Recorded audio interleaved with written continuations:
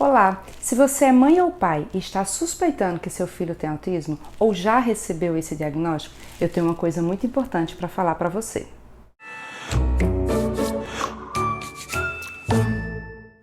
Você sabia que a maneira como uma família lida com a suspeita ou com o diagnóstico de autismo em seu filho pode ser um divisor de águas no desenvolvimento dessa criança?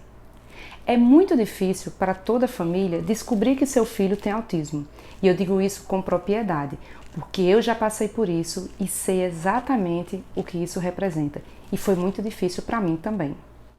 Porque quanto mais tempo a criança ficar sem as terapias e sem as intervenções necessárias, mais difícil vai ser para essa criança evoluir e se desenvolver. E diante dessa urgência em se encontrar e se correr atrás de um diagnóstico, uma das perguntas mais comuns entre pais que estão vivendo essa suspeita é: como saber se o meu filho tem autismo? E essa pergunta não tem uma resposta fácil, é uma resposta muito complexa. Primeiro porque não existem características físicas que definam que uma criança tem ou não tem autismo, o que pode acontecer em algumas outras síndromes. E justamente a ausência dessas características físicas fazem com que pais com frequência escutem de outras pessoas que não conhecem a condição da criança coisas do tipo: nossa, mas não parece ter nada, ou ainda: mas ele parece ser absolutamente normal. E é justamente essa dificuldade de perceber e de enxergar se uma criança é ou não autista que torna ainda mais difícil para essas crianças o acesso aos seus direitos. E eu já passei por isso na pele, viu? Eu tenho 2 filhos, um de 7 chamado Lael e um de 8 que se chama Levi e ele tem autismo. Em certa viagem em família estava eu, meu esposo e os meus 2 filhos. Era uma viagem longa, estávamos indo para Gramado e já tinha tido conexões, já tinha tido um grande tempo de espera nos aeroportos. E em dado momento, quando falaram que a gente poderia nos deslocar e nos dirigir ao portão de embarque, eu corri logo para a fila preferencial na tentativa de entrar o mais rápido possível, acomodar o meu filho na aeronave e poder tentar ocupar a mente dele de alguma outra forma, porque ele já estava bem impaciente diante da espera. E a fila preferencial é um direito que cabe a eles. Então eu fui para a fila preferencial com o Levi e o meu esposo seguiu para a fila tradicional de embarque com o Lael. Tão logo eu cheguei na fila, eu já percebi que as outras pessoas que estavam na preferencial já me olharam meio confusas, meio pensando: o que é que essa pessoa está fazendo aí com essa criança? Mas tudo bem, né? Era um direito nosso, lá eu permaneci. E eu era a primeira da fila de embarque, porque eu queria entrar na aeronave o quanto antes. Só que mesmo na fila de embarque, essa espera levou um tempo considerável. A aeronave tinha atrasado, eles estavam limpando antes que a gente pudesse embarcar.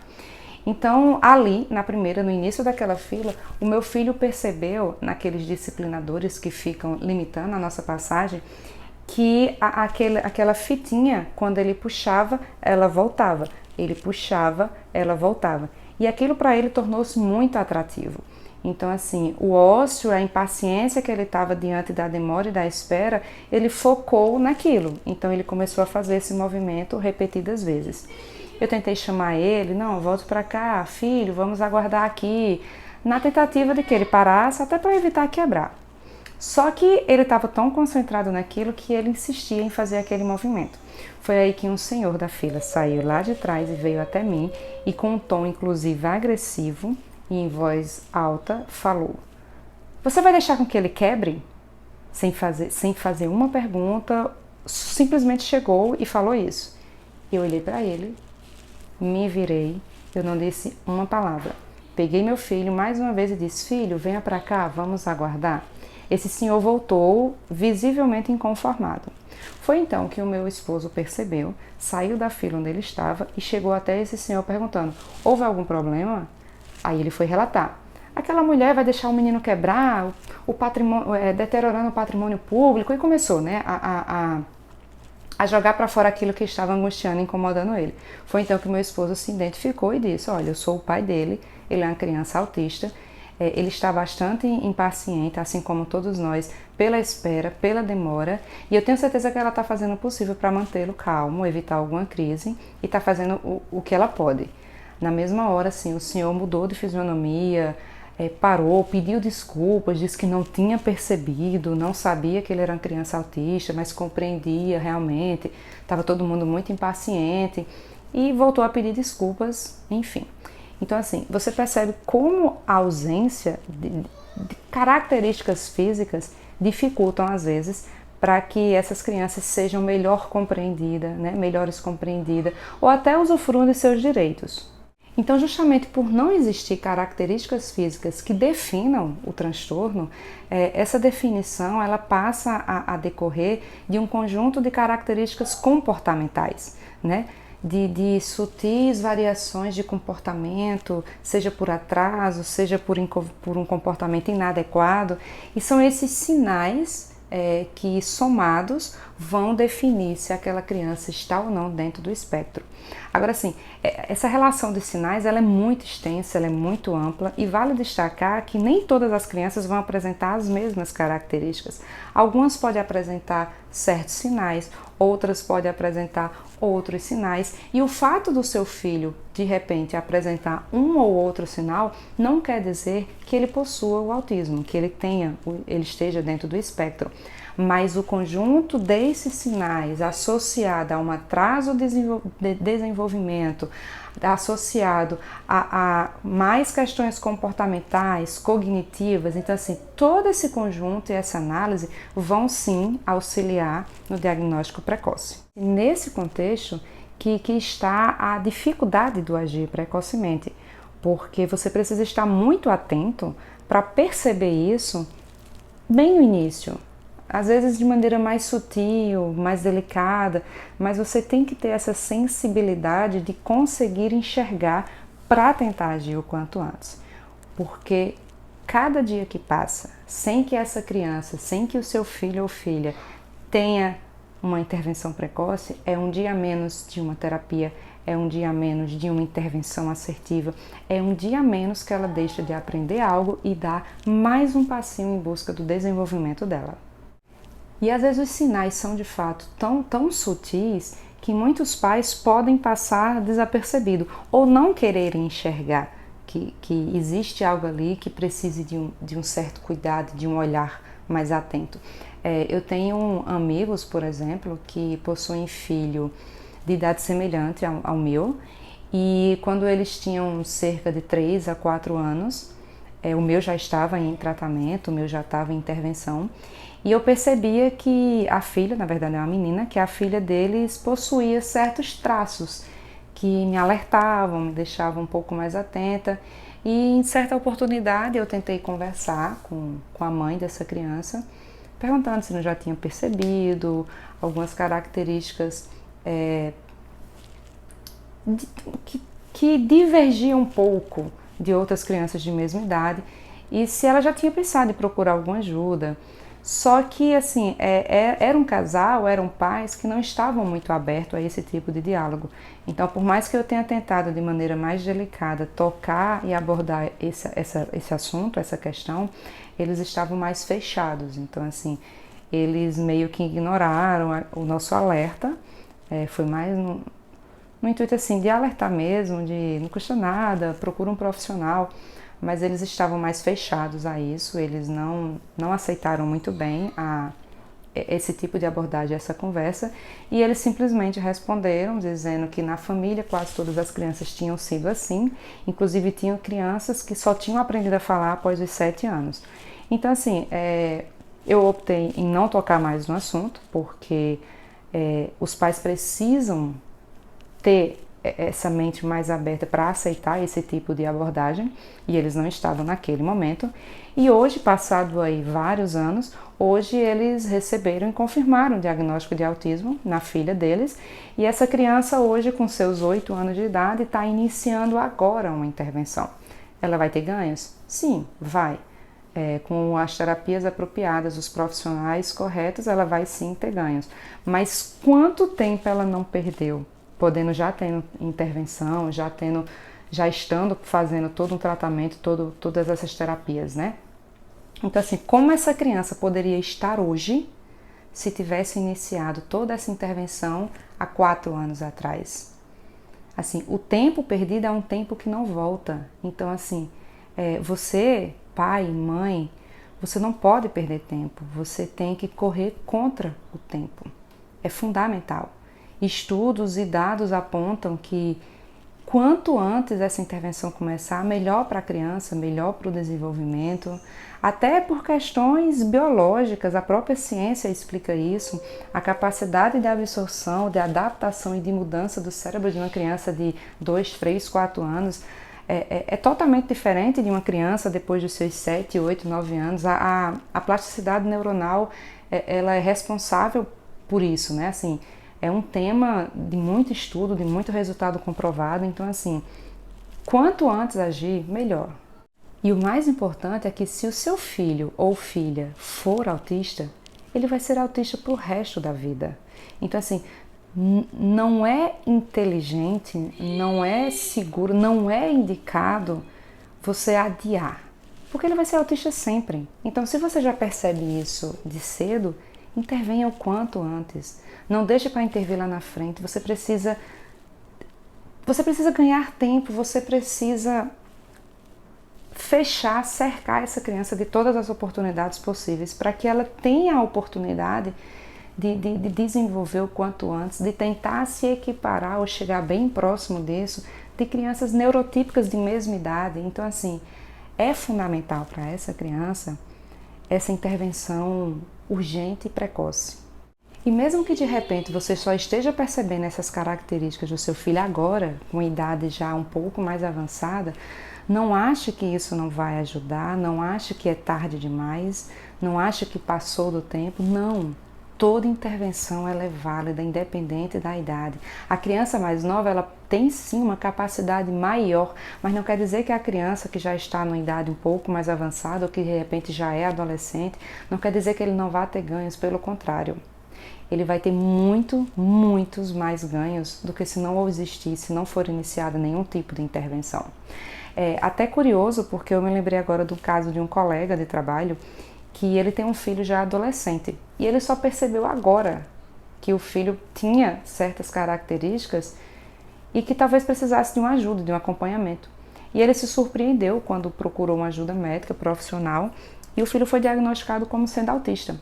Ele já era um adolescente e embora ele tivesse percebido ao longo dos anos algumas características de sensibilidade auditiva, de rigidez de rotina, mas ele sempre achou que era personalidade, que era o jeito dele, até porque outros sinais que às vezes chamam mais atenção, como por exemplo, não conseguir se comunicar, não conseguir falar, eram habilidades que o filho tinha. Então o filho falava, o filho conseguia ter ali um relacionamento com a família muito próximo do normal. E aqueles sinais que já representavam o autismo, né, que já estavam ali apontando, mas ele julgava serem só traços de personalidade. Aí só quando chegou na vida adolescente, que houve aquela necessidade maior de uma interação, de amizade, aquele início do interesse amoroso, do início do namoro e a própria preparação pedagógica cognitiva para um vestibular, o que vai querer ser, curso, formação, enfim. Quando ele chegou naquela fase da vida em que ele foi muito mais exigido, foi que eles perceberam que algo não estava normal, não estava dentro do esperado. E quando foram atrás de ajuda, descobriram que ele era autista. E as intervenções foram iniciadas na sua vida adolescente, né? Já numa idade bem mais avançada do que o esperado. Mas não quer dizer que ele não vá ter ganhos, pelo contrário, ele tem tido ganhos, ele até pela própria idade e pela maturidade na qual ele conseguiu chegar, ele tem compreendido até melhor a situação e em alguns momentos assim, ele chega a reconhecer que aquilo tem sido importante para ele, então ele termina sendo muito mais aberto a certas conversas e certas intervenções. Então é por isso que eu estou fazendo esse vídeo, porque eu já tive as suas incertezas, eu já tive medos, eu já tive angústias, eu já tive muitas dúvidas. E se você, pai ou mãe, que está me ouvindo agora, você percebe que o seu filho, independente de idade, mas você percebe que ele tem características, que ele tem comportamentos, que você sente precisar de ajuda, não deixe de procurar. Porque olha, pai e mãe sempre sentem tudo.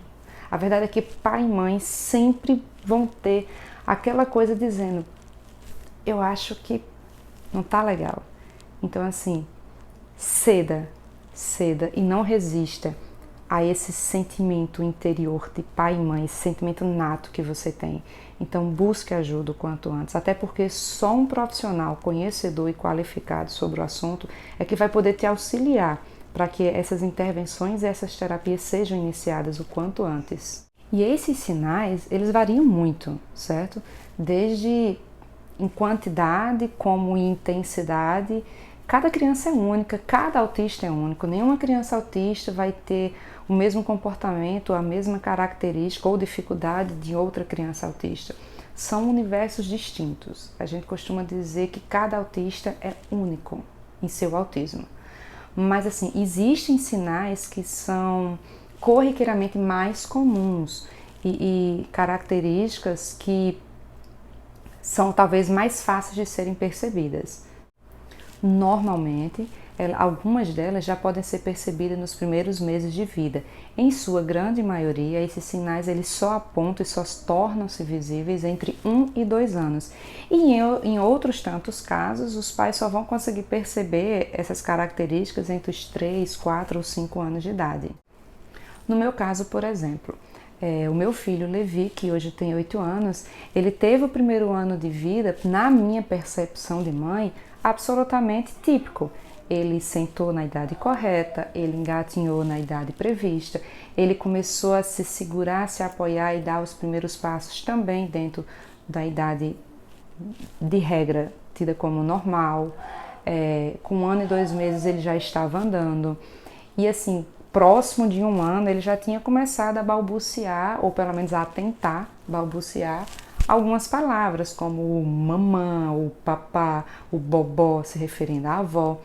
Então, assim, ele teve, na nossa percepção, um desenvolvimento típico até cerca de 1 ano. Quando ele fez 1 ano e 2 meses, o nosso segundo filho nasceu.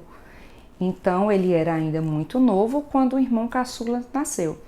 E, coincidentemente ou não, foi nesse momento que a gente começou a perceber nele algumas características que nos deixaram um pouco preocupados, assim, atentos, digamos assim, nos deixaram um pouco mais alerta.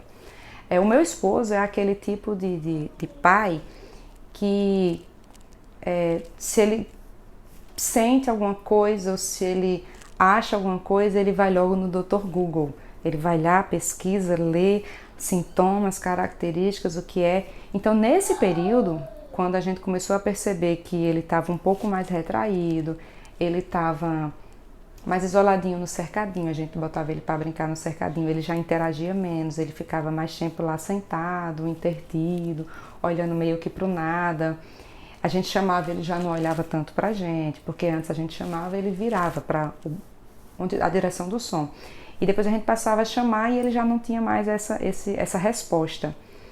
E ele começou a pesquisar, a ler, e ele chegou para mim e fez, eu estava lendo e eu li sobre autismo e eu achei que ele tem muitas características.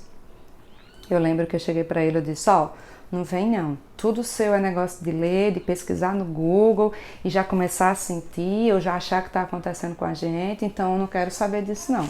Ele fez, não, olha, mas faz sentido, vem ali. Eu digo, olha, vamos levar para o pediatra, vamos ouvir uma opinião médica e não da internet e vamos ver o que ele vai dizer.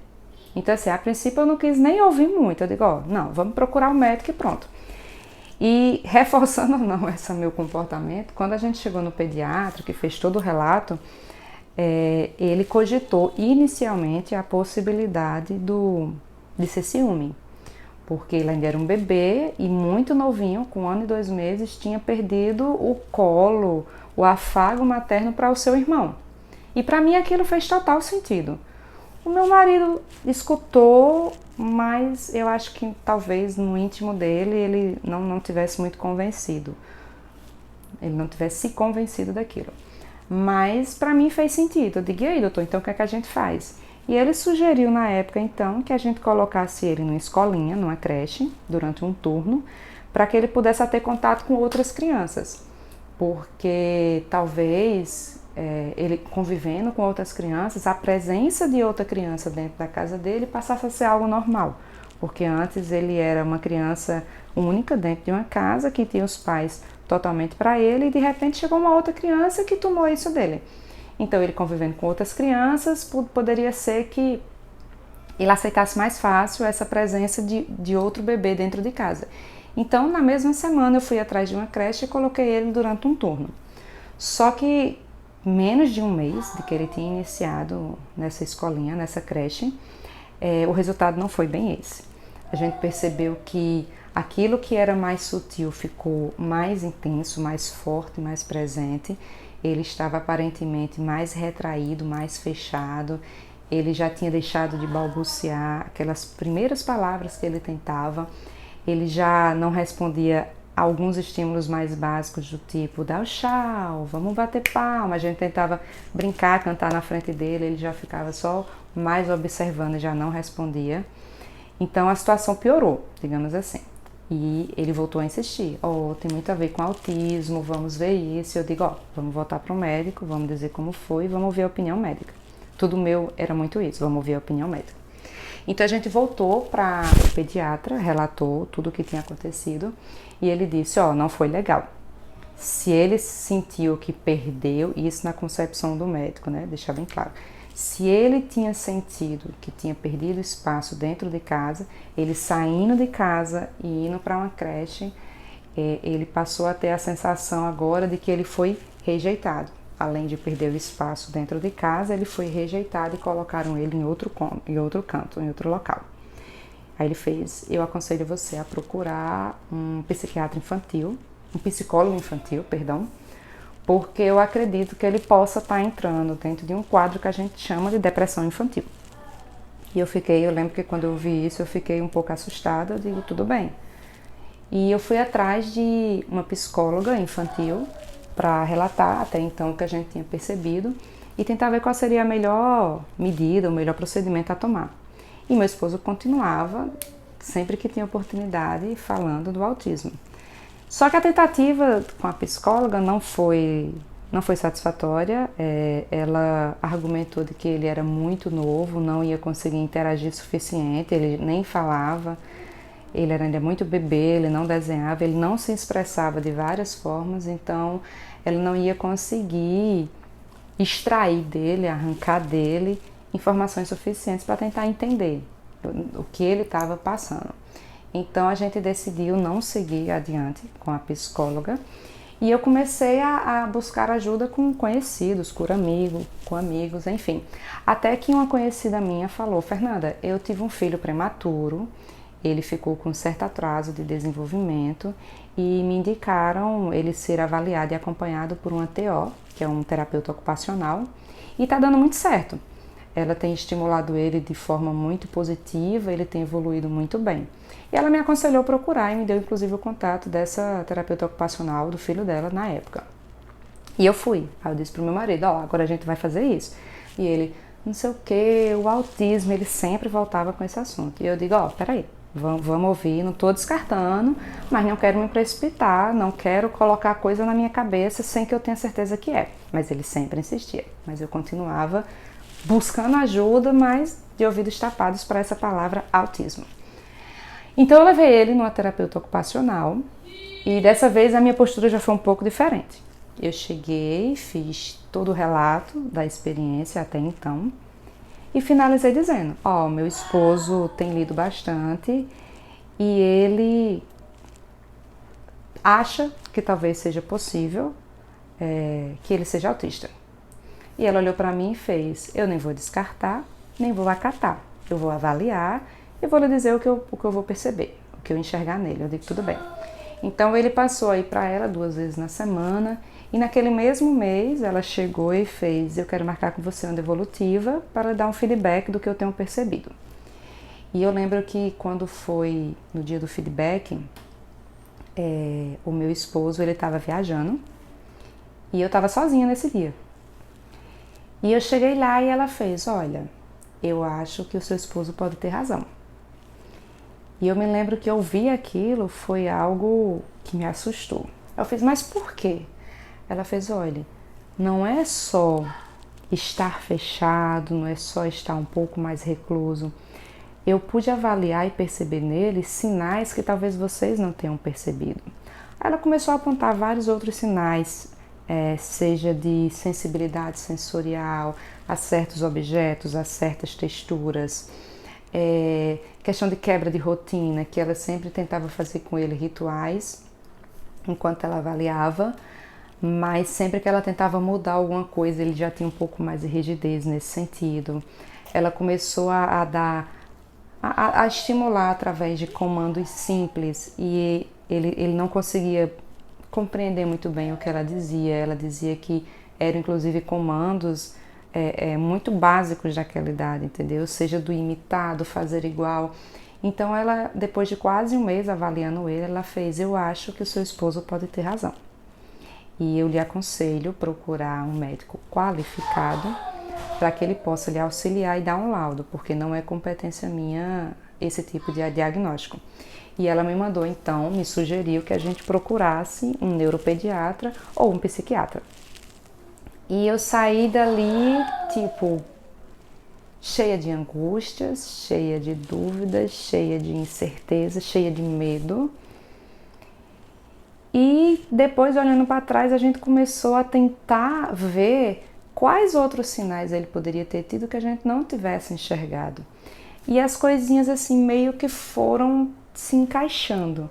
Quando ela falou que percebeu uma sensibilidade, uma dificuldade sensorial, a gente puxou na memória e passou a lembrar que desde o início, quando a gente tentou introduzir qualquer alimento, ele tinha muita resistência, ele não conseguia aceitar aquela textura na boca. Então, assim, a gente começou a perceber situações que antes a gente não percebia. Até porque era o nosso primeiro filho, éramos pais de primeira viagem, a gente não tinha dentro de casa nenhuma outra criança para comparar. E essa questão de comparar é importante dizer assim, porque uma das coisas que a gente mais escutava era que toda criança tinha o seu tempo e que eu precisava respeitar esse tempo. E eu concordo.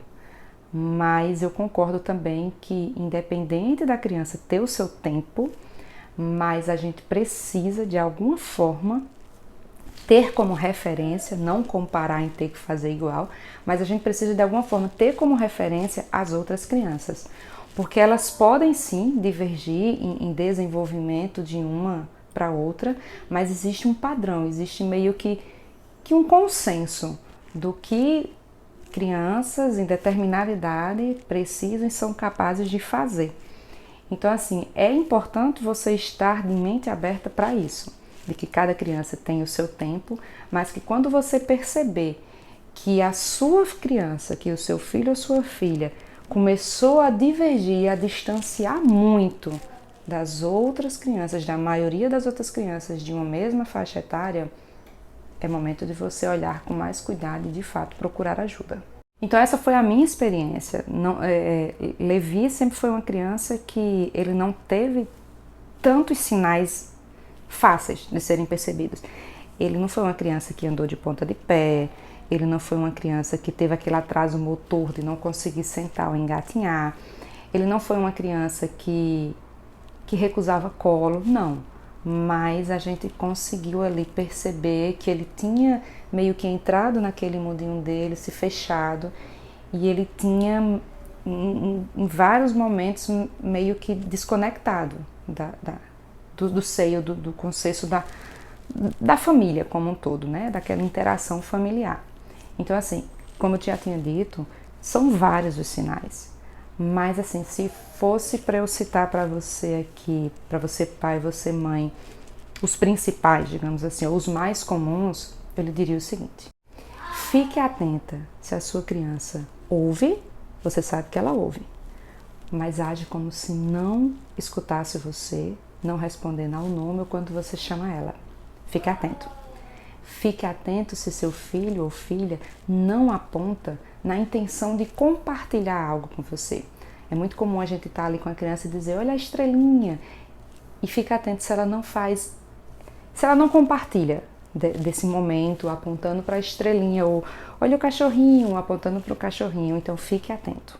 Fique atento se o seu filho ou filha é uma criança que prefere estar sozinha, no cantinho do quarto, no cantinho do berço, do que estar no meio da família, no seu colo, próximo dos demais membros da casa. Se a sua criança ela possui comportamentos repetitivos e de certa forma inapropriados, como o balançar de corpo, o balançar de dedos ou mesmo de mãos diante dos olhos, movimentos esses que normalmente não têm nenhuma funcionalidade, nenhum fundamento, nem mesmo propósito. Fique atento se dentro de casa você tem uma criança que não costuma pedir o que quer e que frequentemente utiliza de suas mãos como instrumento para alcançar aquilo que deseja, mas não pede. Fique atento também se a sua criança não costuma brincar funcionalmente com os brinquedos.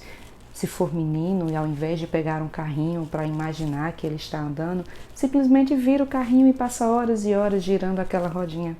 Ou mesmo se está ali brincando com blocos de montar e ao invés de tentar construir algo, prefere separar aqueles objetos por cores, por tamanhos ou até enfileirar eles ali perfeitamente alinhados. Fique atento se a sua criança não tem o perfeito controle das funções motoras, dos movimentos de pinça para pegar menores objetos ou mesmo se anda pela casa pelas pontas de pé. Fique atento se seu filho ou filha não te encara nos olhos e mesmo quando você está conversando ou dando alguma instrução para ele, ele prefere olhar para baixo, para o lado, menos lhe encarar. Fique atento se a sua criança não consegue desenvolver a capacidade do faz de conta, do imaginar, do fantasiar, e ele não consegue desenvolver a habilidade de imaginar ser um super-herói ou uma princesa, ou de estar viajando num avião, dirigindo um carro. Observe esse detalhe. Fique atenta a uma criança que tem dificuldade nas habilidades da fala, porque existem duas coisas bem diferentes entre a habilidade da fala e entre a capacidade da fala. Eu já vi vários amigos meus que suspeitavam e depois tiveram o diagnóstico fechado, contra-argumentar dizendo, mas o meu filho fala, ele repete tudo que eu mando, ele responde a tudo que eu pergunto, mas são coisas distintas. Porque o meu filho, por exemplo, ele tem essa capacidade da fala, de produzir os sons. E eu dizer, o que é isso? Repita, é um carrinho, é uma bola, o que você quer? E ele responder, eu quero água. Ele tem essa capacidade. Porém, ele não tem a habilidade da fala, ele não tem a capacidade de se comunicar, de manter um diálogo, de transmitir através de palavras aquilo que ele pensa, sente ou quer. Eu não consigo chegar para ele e dizer o que aconteceu, como foi na escola, o que você está pensando. Eu não consigo manter esse diálogo porque ele não tem essa habilidade de transmitir através de palavras aquilo que ele está precisando expressar. Ele tem sim a capacidade do falar no sentido de repetir sons, palavras, o que ouve, o que é ensinado a falar. E às vezes isso confunde muitos pais. Então fique atento se a sua criança não consegue desenvolver essa habilidade da comunicação e não apenas da fala. Mas como eu tinha dito, esses sinais, essas características vão variar muito de criança para criança. Nenhum autista é igual ao outro. O que acontece é que muitos pais, eles até percebem alguns sinais, algumas características, mas eles preferem não encarar isso. Eles preferem deixar o tempo passar, acreditando que o tempo vai resolver tudo. Mas a verdade é que não vai. Se o seu filho é autista, ele vai ser autista a vida inteira. E você negar ou você não querer enxergar que essas características estão presentes no seu filho, não vai ajudar você, não vai ajudar seu filho, não vai ajudar a família. Só vai fazer a criança sofrer, se sentir talvez incompreendida. Então, não permita que o medo do diagnóstico, o susto da notícia, faça com que você não haja, não vá atrás de ajuda. Eu não queria ouvir do meu marido. Não me fale em autismo. Mas mesmo sem querer ouvir, talvez porque essa palavra me trouxesse sim medos, angústias, incertezas, mas eu não cruzei os braços. Eu fui atrás do pediatra, eu fui atrás no mesmo mês do psicólogo, eu fui atrás no mesmo mês do terapeuta ocupacional. E quando este profissional de fato validou a possibilidade do autismo, eu continuei indo atrás. Então, assim, o lapso de tempo entre a gente perceber e alguém de fato, algum profissional, né? Porque alguém o meu marido já tinha levantado, mas assim, o lapso de tempo entre a gente perceber e um profissional de fato tornar possível e validar esse possível diagnóstico, eu acho que durou cerca de 3 meses. E nesses 3 meses a gente estava buscando meios de tentar ajudar. Então, assim, o mais importante é que você estenda a mão para o seu filho, porque eu acho que é isso que toda criança, enquanto filho, espera do pai ou da mãe. Apoio, aceitação e ajuda. Apoio, aceitação e ajuda.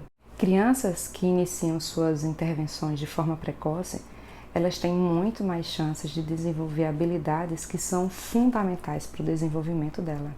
E o mais importante, não tenha medo do autismo. O autismo não é o fim do mundo. Pelo contrário, é a descoberta de um novo mundo, é o início de uma nova vida, é o início da sua nova vida, assim como foi da minha. Uma vida de desafios, mas uma vida de descobertas, uma vida de conquistas, desde que você estenda a mão para o seu filho. Eu sou Fernanda Leite e eu espero poder ter contribuído de alguma forma a você pai, a você mãe, que está passando por esse momento, por esse processo de descoberta do autismo em seu filho. E se você acha que o que eu falei aqui pode ser útil de alguma forma a alguma outra pessoa que está passando pela mesma situação, compartilhe esse vídeo, encaminha para essa pessoa poder ouvir. Eu espero poder ter ajudado e que nós possamos nos encontrar em outras oportunidades. Até mais!